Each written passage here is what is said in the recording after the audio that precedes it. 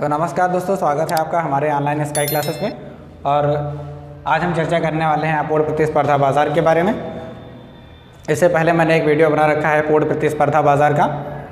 तो सबसे पहले अगर आपको वो चीज़ नहीं आती है तो आप उस डिस्क्रिप्शन बॉक्स में मैंने लिंक दे रखी है, आप इस वीडियो को देखने के बाद उस वीडियो को अवश्य देखें, क्योंकि पूर्ण प्रतिस्पर्धा बाजार और अपूर्ण प्रतिस्पर्धा बाजार ये दोनों एक बाजार के दो अंग माने जाते हैं। अगर आपको एक अंग आता है एक नहीं आता है तब भी आपके मस्तिष्क में बहुत सारे कन्फ्यूजन्स रहेंगे, इसलिए पूर्ण प्रतिस्पर्धा बाजार को आप उसमें देखें। देखिए, चलिए मैं मोटा मोटा बता दे रहा हूँ कि जो पूर्ण प्रतिस्पर्धा बाजार होती है वहाँ जो वस्तुएँ होती हैं वो होती हैं समरूप, यानी उसमें रंग रूप आकार का कोई परिवर्तन नहीं होता। साथ ही साथ वहाँ पर जो कीमत होती है वो कीमत होती है समान, अर्थात कीमत में कोई परिवर्तन नहीं होता। और जो फर्में होती हैं, फर्मों की संख्या बहुत ज़्यादा होती है। ठीक है, फर्में स्वतंत्र होती हैं, वे उनकी अपनी इच्छा पर डिपेंड करता है कि वे आ सकती हैं और जा सकती हैं। अगर उन्हें लाभ हो रहा है तो वो आएंगी, अगर हानि हो रहा है तो चली जाएंगी। तो यहाँ ऐसी स्थिति में यहाँ पर फर्मों की संख्या उसकी लाभ पर डिपेंड करता है।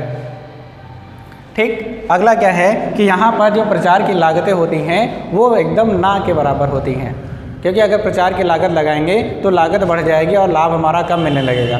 इसलिए कोई भी व्यक्ति प्रचार पर लागतें नहीं व्यर्थ खर्च करता। और परिवहन की लागतों पर भी लोग नियंत्रण रखते हैं।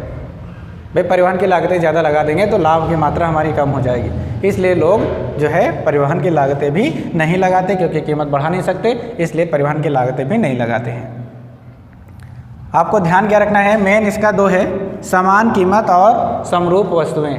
इन्हीं दो जो है विशेषताओं के कारण वह पूर्ण प्रतिस्पर्धी बाजार माना जाता है। लेकिन ध्यान रखिएगा, ऐसा बाजार कहीं मिलता नहीं है।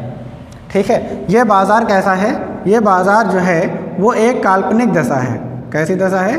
काल्पनिक दशा है। यहाँ पर ऐसी कोई भी बाजार वर्तमान समय में ढूंढना बिल्कुल कठिन है, समझ लीजिए कि नहीं मिलेगा। क्योंकि कौन सा ऐसा बाजार है जो पूर्णतया प्रतिस्पर्धी है? चाहे हल्का सा ही वस्तु के रंग रूप आकार में परिवर्तन हो, मिलता जरूर है। ठीक है, तो यहाँ ध्यान रखिए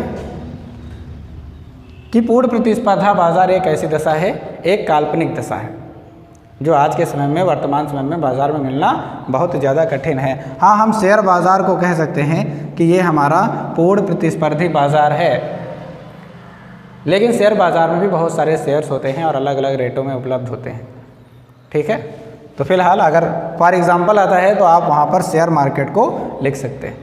और यदि पूर्ण प्रतिस्पर्धा बाजार में लाभ और हानि की चर्चा की जाए, यदि कोई पूछता है तो आपको ध्यान रखना है कि लाभ और हानि में यदि हमारा जो AR है वो AC के बराबर है तो हमें सामान्य लाभ अर्जित होगा। यदि हमारा AR बड़ा है AC से तो हमें असामान्य लाभ मिलेगा, बहुत ज़्यादा लाभ मिलेगा। लेकिन यदि हमारा जो AR है वो AC से कम है तो हमें क्या उठाना पड़ेगा? हमें हानि उठानी पड़ेगी। सब कुछ औसत लागत पर डिपेंड करता है। यदि कीमत हमारी लागत से ज़्यादा है तो लाभ प्राप्त कर रहे होंगे, यदि कीमत हमारी लागत से कम है तो हानि उठा रहे होंगे, यदि कीमत हमारी लागत के बराबर है तो हम सामान्य लाभ अर्जित कर रहे होंगे। ठीक है, ध्यान रखिएगा इस बात को। पूर्ण प्रतिस्पर्धा बाजार क्योंकि इम्पॉर्टेंट है, पूर्ण प्रतिस्पर्धा बाजार के ग्राफ वगैरह जो भी हैं वो मैंने वीडियोस में बता रखा है, आप वहाँ से देख लीजिएगा। आज हम चर्चा करते हैं अपने अपूर्ण प्रतिस्पर्धा बाजार के बारे में, जिसे हम मोनोपोलिस्टिक कंपटीशन मार्केट बोलते हैं। ठीक है, एक सेकेंड।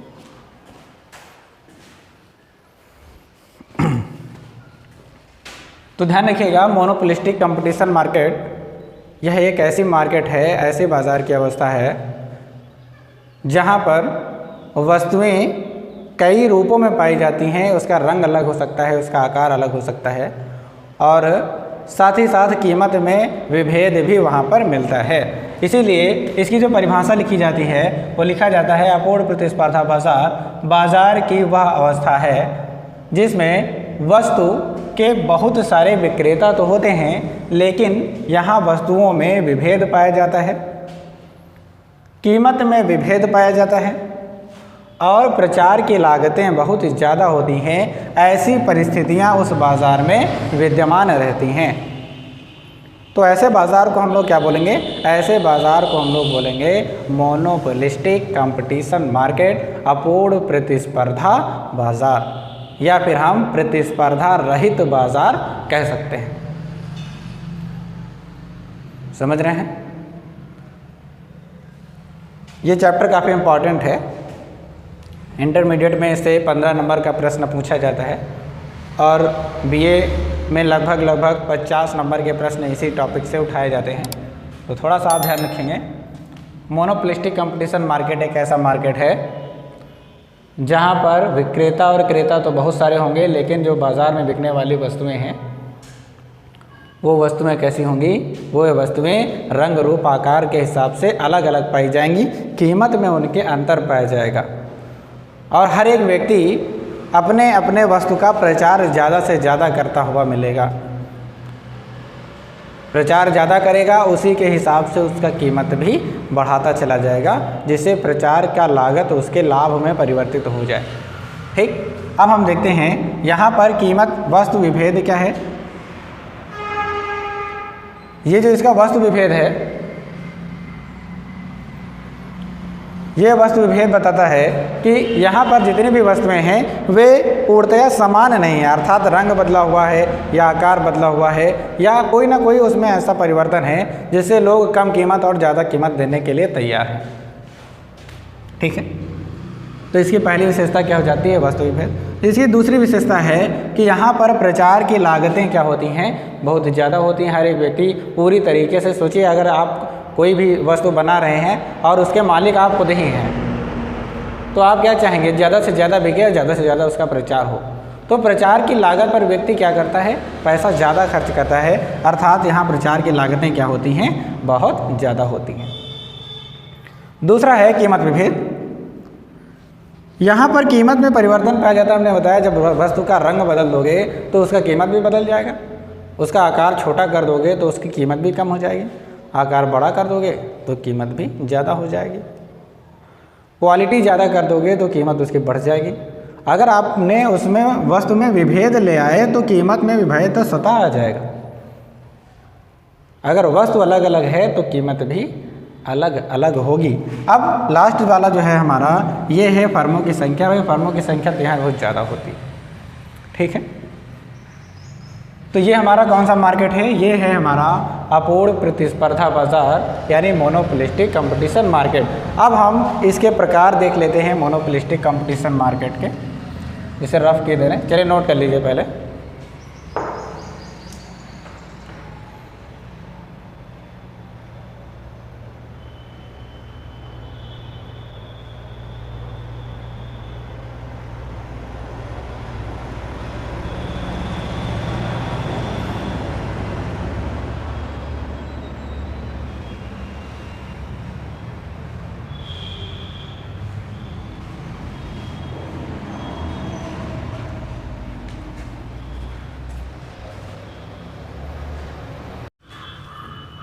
तो अब हम देखते हैं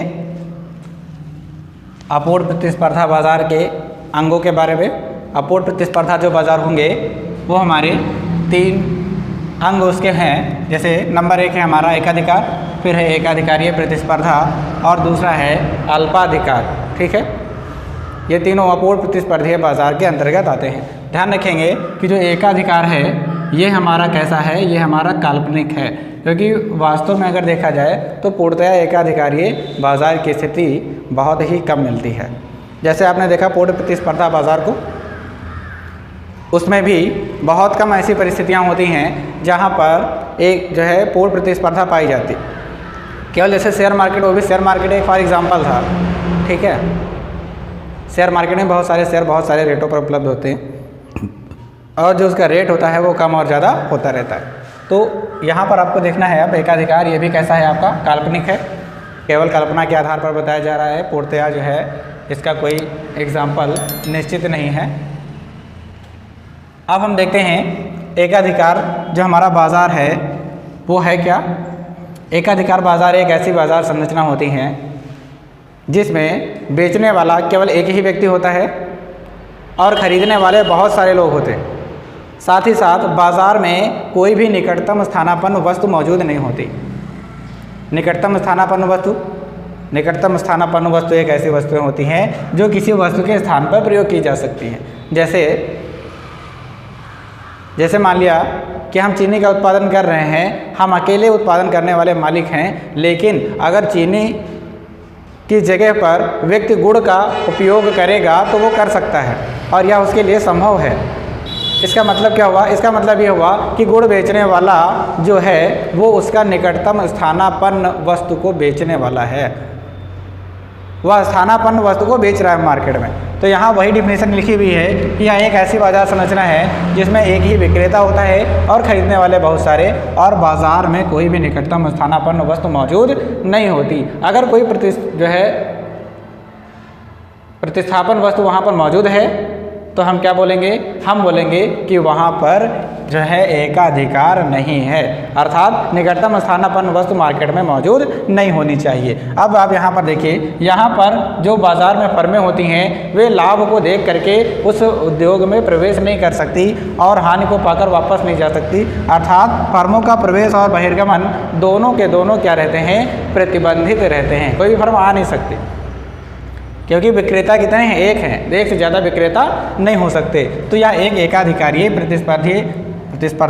एकाधिकारीय बाजार है जिसमें एक ही विक्रेता है और क्रेता बहुत ज़्यादा हैं, साथ साथ में निकटतम स्थानापन्न वस्तु मार्केट में मौजूद नहीं है। अब देखिए प्रोफेसर लॉकविच क्या कहते हैं? शुद्ध एकाधिकार बाजार की एक ऐसी दशा होती है जिसमें एक फर्म उस उत्पादन को बेचती है जिसका स्थानापन्न उपलब्ध ना हो। बात वही है ना। इस प्रकार वस्तु का संपूर्ण बाजार फर्म के लिए ही होता है।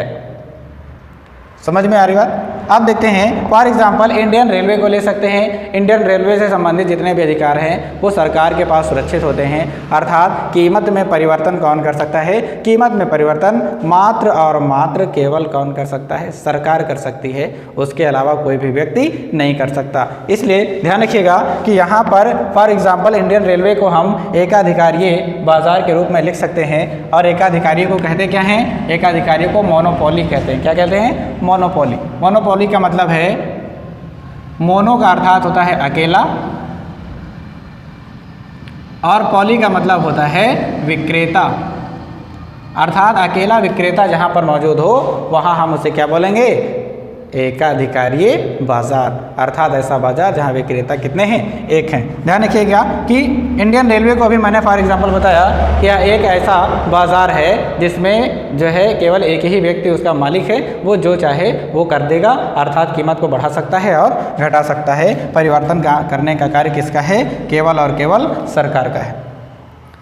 अब उसी के साथ आपको ध्यान रखना है, यहाँ मांग की जो कीमत लोच होती है वो 1 इकाई के बराबर होती है। ठीक है, मांग में प्रतिशत परिवर्तन और कीमत में प्रतिशत परिवर्तन, ये दोनों क्या होते हैं? ये दोनों एक दूसरे के बराबर होते हैं, अर्थात इनकी लोच कितनी आएगी? इनकी लोच जो आएगी आपका 1 इकाई के बराबर आएगा।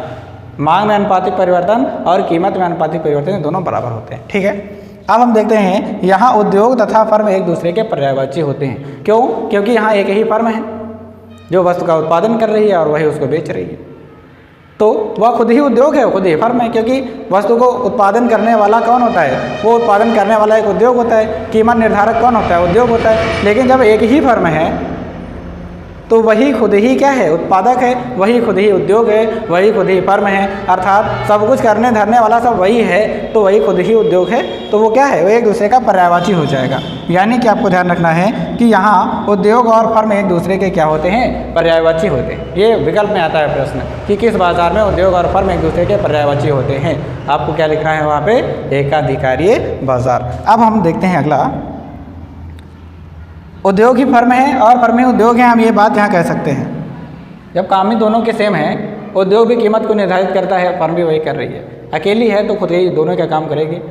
ठीक है, घर में अगर एक ही व्यक्ति है तो खाना बनाने से लेकर के सारे काम खुद ही तो करेगा ना, तो वहाँ यहाँ भी वही कंडीशन है। यहाँ पर एक ही अगर विक्रेता है तो वो क्या काम करेगा?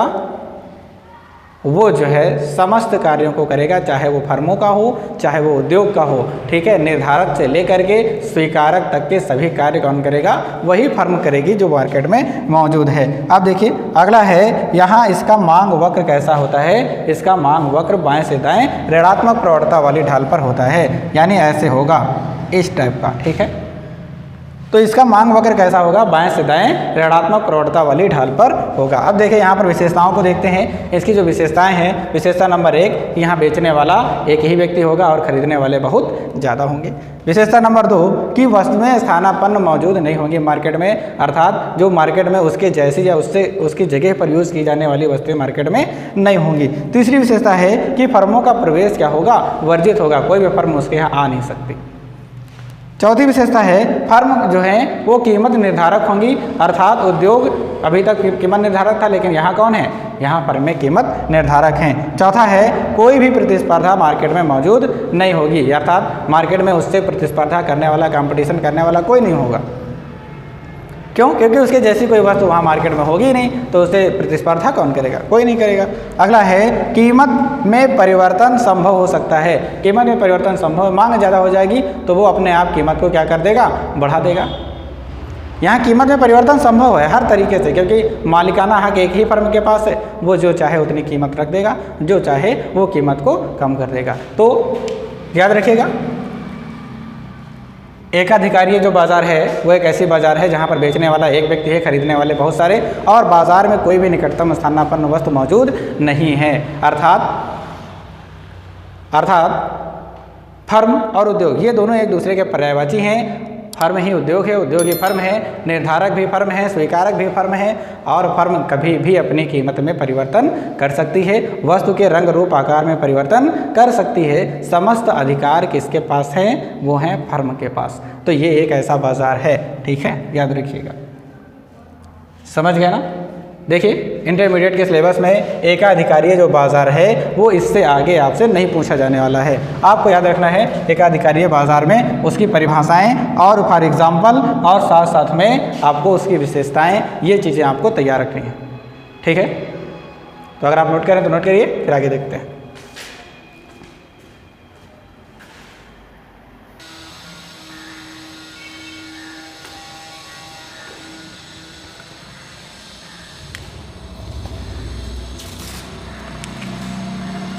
तो एकाधिकारीय प्रतिस्पर्धी बाजार, ये दूसरा अंग है उसका, पूर्ण प्रतिस्पर्धा बाजार का। एकाधिकारी प्रतिस्पर्धी बाजार एक ऐसी बाजार संरचना है जिसमें कुछ फर्में होती हैं जो वस्तुओं का उत्पादन कर रही होती हैं और सबके मालिक एक ही एक होते हैं, लेकिन उनकी वस्तुएं क्या होती हैं? उनकी जो वस्तुएं होती हैं वो समरूप होती हैं या उसमें कोई ऐसी समानताएं पाई जाती हैं जिसके कारण वे स्थानापन्न हो जाती। देखिए यह एक ऐसी बाजार संरचना है जिसमें एक वस्तु के बहुत सारे विक्रेता होंगे। विक्रेता क्या होंगे? बहुत ज़्यादा होंगे। साथ ही साथ इन विक्रेताओं का उत्पाद जो होगा वो कई मापनों में एक दूसरे से भिन्न हो सकते हैं, ठीक है। इनका जो उत्पाद होगा एक दूसरे से भिन्न होता है। समझ में आई बात? यहाँ पे फर्म तो बहुत सारी हैं, उन्हें उत्पादित करने वाली, उन्हें बेचने वाली, और सभी के मालिक भी एक ही एक हैं, लेकिन वे सभी वस्तुएं क्या हैं? एक दूसरे से स्थानापन्न हैं, इसलिए एक दूसरे से प्रतिस्पर्धा करनी पड़ती है। अपना रेट बढ़ाने से पहले अन्य चीज़ों के बारे में देखना और समझना पड़ता है, ठीक है। तो ध्यान रखिए कि यहाँ पर एकाधिकारीय प्रतिस्पर्धी बाजार तब होगी जब मालिक तो एक ही व्यक्ति होगा, लेकिन तब भी उसे प्रतिस्पर्धा करनी पड़ेगी। किससे? निकटतम स्थानापन्न वस्तुएं बेच रही वाली फर्मों से, ठीक है। तो आपको क्या ध्यान रखना है कि वस्तु के विक्रेता कितने होंगे? बहुत ज़्यादा, लेकिन जो होंगे उनकी वस्तुएं एक दूसरे से अलग अलग होंगी। किसी का रंग में कोई परिवर्तन होगा, किसी का रूप में कोई परिवर्तन होगा, कोई छोटा बेच रहा होगा, कोई बड़ा बेच रहा होगा, कोई काली वस्तुएं बेच रहा है, कोई सफ़ेद है, कोई नीली है, कोई लाल है, कोई पीली वस्तुएं बेच रहा है। तो ऐसी कंडीशन में उनका रेट का फर्क जरूर होगा, लेकिन वे वस्तुएं एक दूसरे से क्या होंगी? निकटतम स्थानापन्न होंगी। इस वजह से यहाँ पर कैसी प्रतिस्पर्धा जन्म लेगी? एकाधिकारीय प्रतिस्पर्धा। याद रखिएगा, एकाधिकारी प्रतिस्पर्धा एक ऐसी बाजार है जहाँ पर विक्रेता तो बहुत सारे हैं, लेकिन वे सभी अपने अपने मालिक हैं। साथ साथ में यहाँ पर एक जो है जो वस्तुएं हैं उनमें कोई ना कोई ऐसा गुण जो है सभी में समान दिखाई पड़ रहा है, किंतु ये वस्तुएं क्या है, एक दूसरे से स्थानापन्न होती जा रही। ध्यान रखिएगा, वस्तुएं सभी की सभी एक दूसरे से स्थानापन्न हैं। अब हम देखते हैं अगला, हमारे सामने एक अगला बाजार आ जाता है अल्पाधिकार का, जिसे हम बोलते हैं ओलिगोपोली, यानी एक ऐसा बाजार जहां उत्पादन करने वाली कुछ फर्में हैं।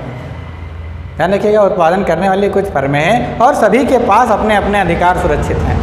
ठीक है ना। अल्पाधिकार का मतलब अल्प में होता है छोटा, अधिकार में अधिकार, यानी कुछ फर्में हों और सभी के पास अपने अपने अधिकार हों। तो यहाँ ध्यान रखिएगा, एक ऐसी बाजार है जिसमें उत्पादन करने वाले कुछ विक्रेता होते हैं और वे उत्पादित करके वस्तुओं को मार्केट में बेच रहे होते हैं। ठीक, पहली चीज़। दूसरी चीज़ यह है कि इसके ऊपर हमारे W.H. फेलनर ने अपनी एक पुस्तक लिखी थी, कंपटीशन अमंग द फ्यू। इन्होंने अपनी एक पुस्तक लिखी कंपटीशन अमंग द फ्यू में अल्पाधिकार को संक्षेपित कर दिया, इन्होंने उसे समुचित रूप प्रदान किया है। ठीक है, ध्यान रखिएगा, ये प्रश्न कई बार पूछा गया है कि अल्पाधिकार पर कौन सी पुस्तक लिखी गई, किसके द्वारा लिखी गई। तो आपको याद रखना है W.H. फेलनर ने लिखा था कंपटीशन अमंग द फ्यू। ठीक है, इसमें इन्होंने केवल और केवल अल्पाधिकार के बारे में बताया था। ठीक है, तो आप सरलतम परिभाषा में इसमें क्या दे सकते हैं, उत्पादन करने वाली कुछ फर्में हैं और कुछ फर्मों के बीच में क्या है, प्रतिस्पर्धा है। ठीक है ना। अब ये इसमें ये भी आप शीर्षक याद रखिएगा, इन फर्मों के उत्पाद या तो एक दूसरे से निकटतम स्थानापन्न होंगे या तो क्या होंगे, समरूप होंगे। या तो वो एक दूसरे से स्थानापन्न होंगे जैसे गुड़ और चीनी, और साथ ही साथ या तो क्या होंगे, समरूप होंगे, दिखाई एक जैसे पड़ते होंगे। जैसे स्वेटर दो हैं, एक काला है और एक नीला है, लेकिन वो तब भी क्या है, वो एक दूसरे के स्थानापन्न नहीं हैं, क्योंकि उसमें समरूपता दिखाई पड़ रही है। वो कलर भले ही अलग अलग है, लेकिन क्वालिटी और काम दोनों का क्या है, एक ही है। तो ये हमारी परिस्थितियाँ हो जाती हैं। ध्यान रखिएगा कि हमारा जो है ओलिगोपोली अल्पाधिकार नाम का ये बाज़ार है, ऐसा बाज़ार है जहाँ कुछ ही विक्रेता हैं, सभी के पास अपने अपने अधिकार हैं। साथ ही साथ यहाँ पर उनकी जो मार्केट में अन्य जो वस्तुएं बेचने वाले हैं वो क्या है, निकटतम स्थानापन्न या समरूप। और इनकी जो पुस्तक है W.H. फेलनर ने कंपटीशन अमंग द फ्यू लिखी थी। ठीक है, अब हम देखते हैं अल्पाधिकार के जो है मांग वक्र के बारे में। देखिए, सभी का मांग वक्र जो अभी तक आप पढ़ रहे थे, सभी का मांग वक्र आपका बाएं से दाएं ऋणात्मक था, लेकिन अब जब हम ये देखेंगे तो इसका थोड़ा सा परिवर्तन मिलेगा आपको। जैसे अभी तक आपने मांग वक्र को कैसे देखा था, इस टाइप से देखा था, बाएं से दाएं ऋणात्मक प्रवणता वाली ढाल पर नीचे की तरफ। ठीक है, यहाँ आपने डिमांड को देखा, यहाँ आपने कीमत को देखा। लेकिन अब ये मांग वक्र हमारे इस अल्पाधिकार में नहीं होता। अल्पाधिकार का जो मांग वक्र है वो इससे थोड़ा सा परिवर्तित रूप होता है इसका। वो जो मांग वक्र होता है वो कुछ इस टाइप का होता है।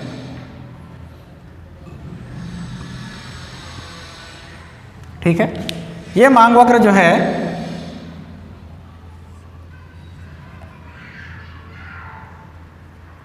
ठीक है, इधर डिमांड है और इधर है प्राइस। ये आपका ऐसे रहता है मांग वक्र।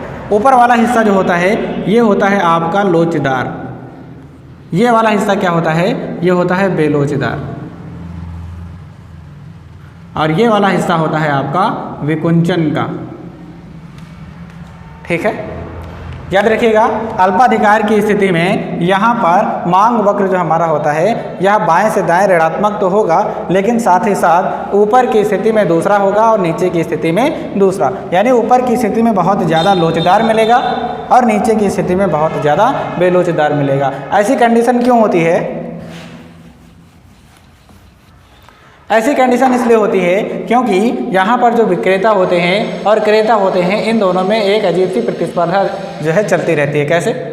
जैसे अगर एक जो फर्म है, ठीक है, जो हमारी फर्म है, मान लिया उस फर्म ने क्या किया, फर्में भाई हमने बताया यहाँ पर उत्पादन करने वाली फर्में क्या होंगी, कुछ होंगी। ठीक है, कुछ का मतलब एक से ज़्यादा। तो उत्पादन करने वाली फर्में हमारे पास ज़्यादा हैं। अगर वो उत्पादन कर रही हैं, ऐसी स्थिति में अगर सोचो कि उन्होंने अपनी कीमत को बढ़ा दिया, क्या कर दिया, कीमत को बढ़ा दिया। जब वो कीमत को बढ़ाती हैं तो अन्य फर्में जो मार्केट में मौजूद होंगी वो क्या काम करेंगी, वे कीमत को नहीं बढ़ाएंगी। क्यों? क्योंकि वे समझदार हैं। क्या हैं? समझदार हैं। अन्य जो फर्में मार्केट में मौजूद हैं, बी, सी, डी, ये जितनी भी फर्में हैं, ये अपनी जो है कीमतों को नहीं परिवर्तित करेंगी, नहीं बढ़ाएंगी। केवल किस लिए? क्यों? क्योंकि ये क्या हैं, समझदार हैं। ध्यान रखिएगा, फर्में कुछ हैं, एक से ज़्यादा हैं, तो अगर एक फर्म ने अपनी वस्तु की कीमत को बढ़ा दिया तो अन्य फर्में ऐसा नहीं करने वाली। क्यों? क्योंकि अन्य फर्मों को पता है कि इन्होंने अपनी कीमत को घटाया है, अब इनके जो ग्राहक हैं वे भाग करके कहाँ आएंगे, वे हमारे पास आएंगे। ठीक है ना? तो वो अपना मार्केट बढ़ाने के उद्देश्य से उन्होंने अपनी कीमत में परिवर्तन नहीं किया। क्योंकि हमने बताया ना, यहाँ पर मार्केट में फर्में कुछ हैं, लेकिन सभी के सभी वस्तुएं या तो समरूप बेच रहे हैं या तो निकटतम स्थानापन्न बेच रहे हैं। तो यहाँ आपको ध्यान रखना है, जब एक फर्म अपनी कीमत में परिवर्तन करती है तो अन्य फर्में ऐसा नहीं करती, क्योंकि वे समझदार हैं। उन्हें पता है कि उन्होंने कीमत बढ़ाई है, उनके ग्राहक चले आएंगे हमारे पास, हमारी बिक्री क्या हो जाएगी, बढ़ जाएगी। इसलिए ये लोग ऐसा नहीं करते। इसीलिए ऊपर का हिस्सा क्या होता है, लोचदार। क्योंकि आप कीमत में परिवर्तन करोगे तो आपकी मांग जो होगी बहुत ज़्यादा प्रभावित हो जाएगी, क्योंकि अन्य लोग ऐसा कर नहीं रहे। अब दूसरी स्थिति कौन सी आती है, कीमत में कमी करने पर। अब इसी फर्म ने यदि सोचो होशियारी दिखाते हुए कीमत को कम कर दिया।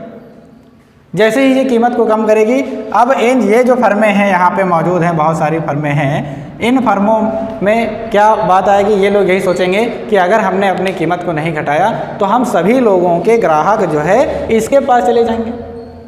ठीक है? और ये फर्में कैसी हैं, ये फर्में आपकी कैसी हैं, वे हैं समझदार। इसलिए ये फर्में कैसा डिसीजन लेंगी, ये फर्में आपस में डिसीजन लेंगी कि हम सभी को अपना मूल्य क्या कर देना चाहिए, कम कर देना चाहिए। क्योंकि उसने कम कर दिया है, अगर हमने ये कीमत कम नहीं की तो क्या होगा, हमारे ग्राहक चले जाएंगे। इसलिए ये मजबूरी में आकर के इन्होंने, इन सभी लोगों ने क्या किया, अपनी कीमतों को कम कर दिया। जब ये कीमत को कम कर देंगे तो इनके ग्राहक वहीं के वहीं बने रहेंगे, अर्थात कहीं जाएंगे ही नहीं। तो क्या देखा हमने, ये देखा कि जब इन्होंने कीमत घटाई तो इन्होंने अपने आप घटा दिया, लेकिन जब इन्होंने कीमत को बढ़ाई थी तब इन्होंने कीमत को बढ़ाया नहीं। ठीक है? एक फर्म यदि कीमत को बढ़ाती है तो अन्य फर्में ऐसा नहीं करती, लेकिन यदि एक फर्म अपनी कीमत को घटाती है तो अन्य फर्में भी उसे देख करके अपनी कीमतों को कम कर देती हैं। इसीलिए ऊपर का हिस्सा लोचदार होता है और नीचे का हिस्सा बेलोचदार। बेलोचदार इसलिए है क्योंकि जब ये कीमत को घटाएंगे तो वो लोग भी घटा देंगे, जिससे उनकी मांग पर कोई प्रभाव नहीं पड़ेगा। यानी कीमत को कम करने पर मांग पर खास कोई प्रभाव पड़ने वाला नहीं है, लेकिन कीमत को ज़्यादा करने पर मांग को प्रभावित कर देगा निश्चित रूप से। ठीक है? याद रखिएगा, कीमत को बढ़ाएंगे तो मांग पर बहुत ज़्यादा प्रभाव पड़ेगा, क्योंकि अन्य फर्में नहीं बढ़ाने वाली। यदि कीमत को घटाएंगे तो मांग पर प्रभाव नहीं पड़ेगा, क्योंकि अन्य फर्में ऐसा खुद ही स्वयं कर देंगी। इसीलिए यहाँ क्या उत्पन्न हुआ, यहाँ उत्पन्न हुआ विकुंचन। विकुंचन क्या कहता है, विकुंचन एक मोड़ बिंदु होता है जो यहाँ संतुलन कीमत का निर्धारण करता है। विकुंचन क्या करता है, संतुलन कीमत का निर्धारण कर देता है। तो ये आपका कैसा वक्र है, ये वक्र आपका कहलाता है विकुंचित मांग वक्र। क्या कहलाता है, विकुंचित मांग वक्र। याद रखिएगा।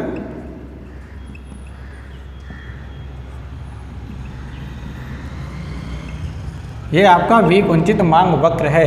ये अगर आपको इसकी डिफिनेशन लिखनी हो तो आप क्या लिखेंगे, विकुंचित मांग वक्र अल्पाधिकार में कीमत का निर्धारण नहीं करता। यहाँ ये निर्धारित नहीं करेगा, ये केवल परिस्थितियाँ बताएगा। ठीक है? तो आप लिखेंगे कि विकुंचित मांग वक्र अल्पाधिकार में कीमत का निर्धारण नहीं करता, बल्कि हमें ये बताता है कि अल्पाधिकार में कीमत जो है स्थिर और अपरिवर्तित रहती है। क्यों?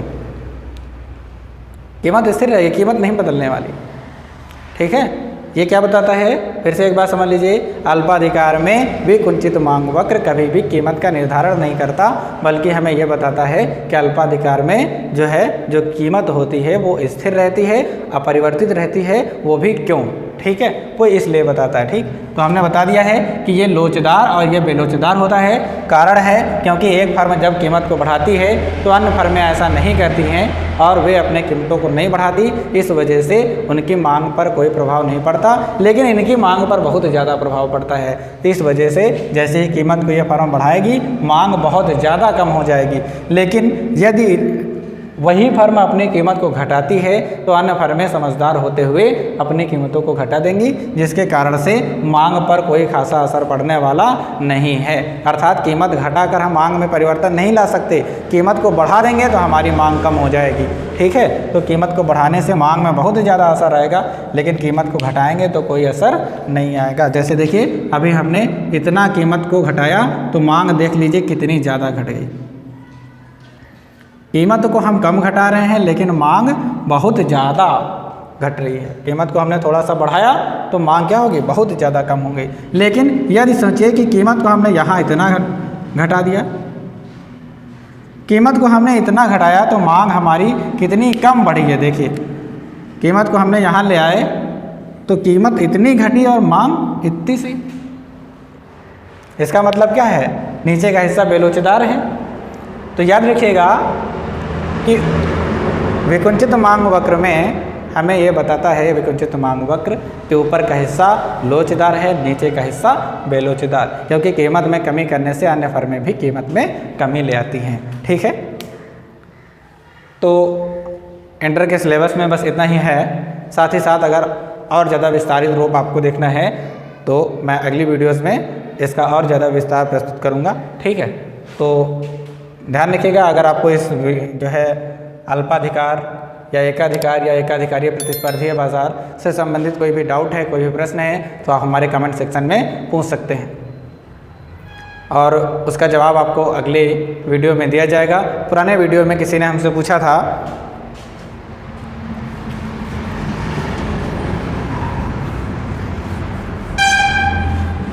पुराने वीडियोज़ में एक प्रश्न पूछा गया, इसमें पूछा गया था कि लागतों के बारे में बताइए। ठीक है, तो लागतें जो होती हैं, लागत के लिए मैंने एक पूरा वीडियो बना रखा है, उसे आप जो है परिवर्ती अनुपात के नियम में जा कर के वो देख सकते हैं। नीचे डिस्क्रिप्शन बॉक्स में मैंने लिंक दे रखी है। फिलहाल के लिए मैं मोटे तौर पे बता दे रहा हूँ कि जो लागतें होती हैं वो लागतें आपकी दो समय में अलग अलग प्रकार की पाई जाती हैं। एक लागतें होती हैं वो होती हैं आपके अल्पकाल में और एक होती हैं दीर्घकाल में। ठीक है, अल्पकाल और दीर्घकाल ये दोनों समय है आपके पास। और अल्पकाल में जो लागतें होंगी वो दो टाइप की होंगी, एक होगी आपकी स्थिर लागत और एक होगी आपकी परिवर्ती लागत। अल्पकाल में दो लागतें, एक स्थिर लागत और एक परिवर्ती लागत। स्थिर लागत कैसी लागत है? एक स्थिर लागत एक ऐसी लागत होती है जो एक मुश्त लगाई जाती है कंपनी को जो है स्टार्टिंग करते समय। जैसे हमें कोई कंपनी लगानी है तो मशीन वगैरह जो भी हैं वो एकदम से लगानी पड़ेगी, एकदम से हमें कुछ पैसा निवेश करना पड़ेगा। वो कैसी लागत है? स्थिर लागत है, उसको बार बार नहीं लगाना पड़ता। लेकिन ये ऐसी लागतें होती हैं जिनका उत्पादन से कोई लेना देना भी नहीं होता। अर्थात जब आप परिवर्ती को मिक्स करेंगे तब उत्पादन होगा। रोज़ वाली जो लागतें लगानी पड़ती हैं, जैसे श्रम के लिए वेतन देना पड़ता है, साथ ही साथ बिजली वगैरह देना पड़ता है, तो कुछ लागतें ऐसी होती हैं जो आपको डेली बेसिस पर लगानी पड़ती हैं। जब उन्हें लगाते हैं तभी उत्पादन होता है। तो यहाँ ध्यान रखिएगा, स्थिर लागत का उत्पादन से कोई लेना देना नहीं होता है। स्थिर लागत एक मुश्त लगती है, ज़्यादा लगती है। अगर कंपनी उत्पादन बंद कर दे तो स्थिर लागत जितनी होगी उतना घाटा होगा उसका। एकदम से केवल स्थिर लागत वाला घाटा मिलेगा, परिवर्ती का कोई घाटा उसे नहीं सहन करना पड़ेगा। आप देखिए परिवर्ती लागत एक ऐसी लागत होती है जो उत्पादन बढ़ाने के उद्देश्य से लगाई जाती है। अगर हमें ज़्यादा उत्पादन करना है तो परिवर्ती लागत को क्या करना पड़ेगा? बढ़ाना पड़ेगा। लेकिन स्थिर लागत और परिवर्ती लागत इन दोनों में आपस में एक संबंध होता है कि जब तक परिवर्ती लागत स्थिर लागत से कम होती है तब तक उत्पादन बढ़ता जाता है, और जब हमारा एक ऐसा समय आता है कि जब परिवर्ती लागत स्थिर लागत के बराबर आ जाती है तो उत्पादन ठप हो जाता है या बढ़ना रुक देता है। ठीक है, अब वो रुकना जो है पूरी तरीके से बढ़ना बंद कर देता है। अब यदि और ज़्यादा हम परिवर्ती लागत को बढ़ाएंगे तो ऐसी स्थिति में परिवर्ती लागत स्थिर लागत से ज़्यादा हो जाएगी। जब परिवर्ती लागत स्थिर लागत से ज़्यादा हो जाए तो उत्पादन बढ़ने की बजाय घटना प्रारंभ कर देगा। ठीक है, और ज़्यादा विस्तार से देखना है तो आप परिवर्ती अनुपात के नियम को देख सकते हैं। अगला है हमारे पास दीर्घकाल। दीर्घकाल की अवस्था में जितनी भी लागतें होंगी वे सभी के सभी क्या होंगी, परिवर्ती होंगी, अर्थात कोई भी लागत स्थिर नहीं होगी, सभी की सभी कैसी होंगी, परिवर्ती। अगर सभी लागतें परिवर्ती हैं तो हम जिसको चाहें उसको बढ़ा सकते हैं, ठीक है। उत्पादन को बढ़ाना है तो हम जिससे चाहें उसे बढ़ाते चले जाएं, जितना ज़्यादा बढ़ाएंगे उतना ज़्यादा उत्पादन प्राप्त होगा। ऐसी स्थिति में यहाँ उत्पादन का प्रतिफल नियम काम करता है। वो तो आपने पढ़ा है, नहीं पढ़ा है तो उसके लिए अगली वीडियोज़ में मैं बताऊँगा उसमें, ठीक है। फिलहाल मोटे तौर पर ये जान लीजिए कि उत्पादन का प्रतिफल नियम जो होता है वो उत्पादन की कई परिस्थितियों को बताता है। जैसे उत्पादन के साधनों को यदि हम दोगुना कर दें तो उत्पादन अगर हमारा दोगुने के बराबर भी हो सकता है। अगर हम उत्पादन के साधनों को दोगुना कर दें तो उत्पादन हमारा दोगुने से ज़्यादा हो सकता है। उत्पादन के साधनों को अगर हम दोगुना कर दें तो उत्पादन दोगुने से कम भी हो सकता है। तो ये 3 परिस्थितियाँ वहाँ हो सकती हैं। ये कौन बताता है? उत्पादन का प्रतिफल नियम किस काल से है? दीर्घकाल से है, दीर्घकाल से हमारा संबंधित है, ठीक है। तो और भी जो आपके सामने कोई प्रश्न है जो आपको नहीं समझ में आ रहा है, आप हमारे कमेंट सेक्शन में डाल सकते हैं, उसका उत्तर आपको दिया जाएगा। अगर आपको किसी भी चीज़ का कोई नोट्स चाहिए, जैसे इंटरमीडिएट का या फिर इकोनॉमिक्स से संबंधित कोई भी नोट्स आपको चाहिए, तो आप हमारे नीचे स्क्रीन पर दिए गए व्हाट्सएप नंबर पर जो है आप नोट्स का डिमांड कर सकते हैं, आपको उसकी सप्लाई की जाएगी, ठीक है। तो मिलते हैं अपने अगले वीडियोज़ में, तब तक के लिए जय हिंद। और आप हमारे अगर वीडियो से प्रभावित हैं, आपको अच्छा लग रहा है तो आप लाइक करें और सब्सक्राइब करें और ज़्यादा से ज़्यादा लोगों तक हमारी वीडियो को पहुंचाएं, ठीक है। ओके।